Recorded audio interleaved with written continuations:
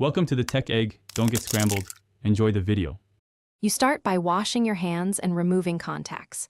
Once done, confirm the eye pad is sterile and the correct size for the injured eye. Make sure the skin around the eye is clean. Use saline or a gentle wipe to remove discharge.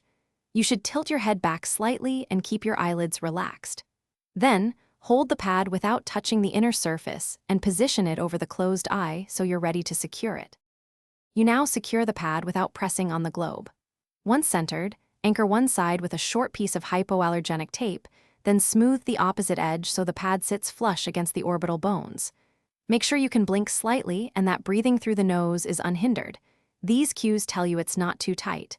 If using a bandage, wrap loosely and lock in place. Finally, recheck the fit after a minute to ensure the pad hasn't shifted. You remove the pad by peeling tape back toward the skin slowly while keeping the eyelid closed. This prevents sudden exposure.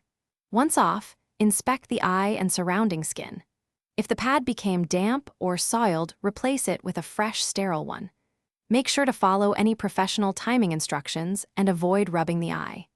If you experience increasing pain, changes in vision, or a persistent foreign body sensation,